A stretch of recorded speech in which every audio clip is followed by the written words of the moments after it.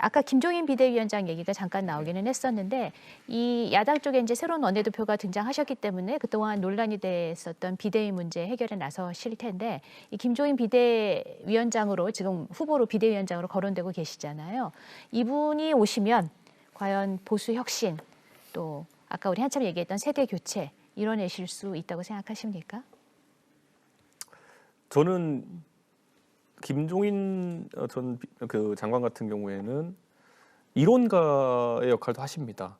저는 이게 굉장히 중요하다고 보는 것이 보수가 바뀌지 않는 것이 보수가 아닙니다. 보수는 끝없이 자기 혁신을 해야 되는 그런 주체인데 과거 이제 이명박 정부 들어서면서 그 당시 박세일 교수 등이 주도해가지고 보수가 선진화 담론으로 완전히 전환했던 적이 있습니다. 그리고 그 당시 뉴라이트 계열이 주축이 되었고 그 다음에 박근혜 시대가 오면서 박근혜 비대위원장이 바꿔놓은 것이 뭐냐면은 경제민주화, 국민행복 담론, 그리고 소위 말하는 중도와 좌클릭 이런 것이었거든요. 근데 그런 어떤 모습을 통해 재집권했던 보수가 지금은 그 다음 담론을 제시하지 못한 지가 한창 됐어요. 그러다 보니까 과거에 보수가 우위에 있다고 생각했던 경제, 안보, 교육에 있어가지고 이제 국민들이 막연하게 보수가 더 잘할 거라 생각하지는 않거든요. 경쟁 교육론, 그리고 뭐 상호주의 안보, 그다음에 뭐 낙수 경제론 이런 것들로 국민을 설득할 수 없는 상황이 됐다는 걸 안다면은 이번에 김종인 비대위원장에게 기대하는 역할이 여러 가지 있겠지만은 저 개인적으로 그리고 당 일각에서 기대하는 것은 결국엔 방향 재설정이다. 방향타를 어느 쪽으로 잡을까에 대해 가지고 뭐 과거처럼 본인이 어떤 이데올로기로서 안 하더라도 정강 정책부터 제대로 바꾸고 시작해야죠. 이 당이 지향하는 바가 어딘지 알려줘야 되는 것이고 당이 어려우면 어려울수록 그리고 지금같이 영남 의석 비중이 올라가면 올라갈수록 더더욱 이제 뭐 순수 우파, 자유주의 우파 뭐 이런 것들을 이야기하면서 그 상당히 근본주의적 관점으로 가자고 하는 분들이 있으세요. 근데 저는 그런 움직임에 대해 가지고 어느 정도 적절하게 그 제어를 하시는 역할 이런 정도를 기대하고 있는 것이 사실 굉장히 그것 때문에 당이 위험한 상황입니다. 짠맛이 더 강해질 수도 있는 백척간도에 놓여 있거든요. 저는 그 상황에서 중심 잡아주시는 것이 아마 김종인 비대위원장의 역할이 아닐까 생각합니다. 네. 네, 저는 아까 말씀드렸듯이 근본적인 해법은 해체라고 보고요. 왜냐하면 기반 자체가 와해됐기 때문에 이미 보편적 국민정당으로 가기에는 지금 당의 기반이 너무 극단주의적으로 기울어 버렸습니다. 그래서 아무리 저 페인트 칠을 한다 해도 이미 집안이 기울어서 금이 간 건축물에 이게 다시 완벽한 재생은 좀 쉽지 않다고 보고요.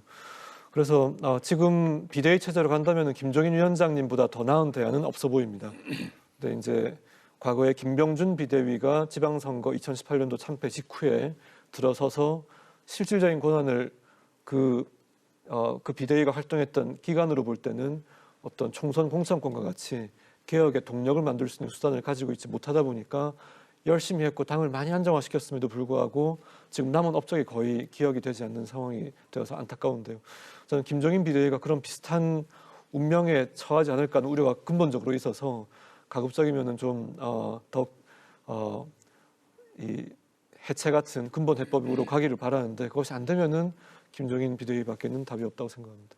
남의 당 얘기긴 하지만 어쨌든 또 이 당에서도 역할을 하셨던 분이잖아요. 김종인 제가 먼저 할까요? 전 비대위원장. 정말 네. 좀 관계가 있으셔서. 근데 저는 본인 악연이 있잖아요. 김세현 의원님 같은 분들이나 이준석 최고위원 같은 분들의 생각을 가지신 분들이 보수의 재건에 앞장서시는 게 저는 훨씬 더 좋다고 보는데요. 그러니까 소위 김종인 구원투수 지금 등판을 시키려고 하는 건데 땜질론이 이제 안 된다고 봅니다. 오히려 새 집을 지어야 되고 선발투수를 찾아야 되거든요. 자꾸만 지금 어디서부터 문제가 발생했고 어디서부터 땜질해야 될지도 모르는데 그 구원투수 투입한다고 해서 다시 경기 살릴 수 있겠습니까? 저는 어렵다고 보고요. 오히려 이 선거 과정에서 저희는 조금 더 좀 저는 사실 개인적으로는 좀 유리하다고 봤던 게 이 가짜뉴스 유튜브에 휘둘리는 이 당의 모습을 보면서 제가 과거에 기억했던 새누리당 그리고 한나라당의 모습들은 정말 건강한 보수와 또 강한 보수, 노련한 보수였거든요. 유능한 보수를 많이 경험했습니다. 선거 과정에서도 그렇고요. 또 정책과 국민과 소통하는 과정에서도 야 정말 잘한다 이라고 감탄했던 적이 너무 많습니다. 저도 한 15년간 정당 활동을 하면서 또 배우기도 하고 지기도 했었기 때문에 많은 그런 부러움도 있었는데요. 이번 선거 혹은 저번 선거부터 이상하게 저런 모습이 있구나. 어떻게 저걸 믿고 예를 들면 뭐 갑자기 사전 투표를 뭐 이상하게 생각한다든지 3040이 어떻다든지 세월호가 어떻다 이런 말과 발언들이 나오는 걸 보면서 정말 참 다시 새 집을 짓는 게 좋겠다는 생각이 들었습니다. 야, 제가 이 사전투표 음모론자들 때문에 장경태 그 당선자한테 저런 얘기를 들으니까 더 전투력이 생겼어요. 이렇게 보니까 이 사람들 처리하겠습니다, 제가. 저희는 입장이 좋아요. 보수 김종인 비대위원장이 보수 혁신과 세대 교체를 이룰 거냐. 민주당 이룰 수 입장에서는 있을까요? 민주당 입장에서는 안 그러셨으면 좋겠다 이런 생각을 할 수 있어요. 그러나 우리 전체 정치를 봐서는 사실은 제1야당이 제자리에 서 있어야 돼요. 그거 되게 중요한 문제인 것 같습니다. 그래서 이제 밤낮 이 위중한 때 밤낮 제1야당이 투표함 보존해라 이 얘기만 하고 앉아 있고 저는 홍준표 저희 당의 입장이 아닙니다, 의원님. 아니 어쨌든 그런 얘기는 하고 있고 뭐 홍준표 지금 무소속 의원이잖아요. 예. 이런 분이 다시 이제 들어와서 막 이렇게 공격하라 이렇게 하고 그러면 사실은 아까 제가 아름답게 얘기했었던 그러니까 서로 리스트를 써서 재그는 거 안 되는 걸 골라서 서로 해보자라고 하는 그런 얘기는 다 사라지는 거예요. 그러면 그런 제1야당이 있으면 여당도 깝깝한 겁니다. 그 무슨 대화를 해요. 그리고 국민들한테 어떻게 새로운 모습을 보여주고 문재인 정부의 아름다운 성과 있게 마무리하는 걸 어떻게 할 수 있어요? 못한다고 봅니다. 그래서 저는 김종인 비대위원장이 이제 만일에 서게 되면 그런 면에서 제1야당이 자기 자리를, 자기 역할을 제대로 설 수 있도록 해주시는 그런 측면에서 어떤 기대는 있어요. 기대는 있는데 사실 김세현 의원님 말씀하시는 거, 장경태 의원님 말씀하시는 것처럼 이게 근본적으로 어떤 새로운 탈바꿈을 하지 못한 채로 오셔서 그냥 이렇게 아마 이렇게 하실 것 같아요. 제가 볼 때는 비대위원장은 좀 연세가 드신 분이지만 그 옆에는 낙선자들 중에서도 젊은 분들 그리고 당선인들 중에서도 젊은 분들 이렇게 앉히고 그분들의 어떤 새로운 이렇게 이슈 파이팅을 통해 가지고 당이 좀 탈바꿈하는 모습을 보일 수는 있을지 몰라도 근본적으로 바꿔갈 수 있겠느냐.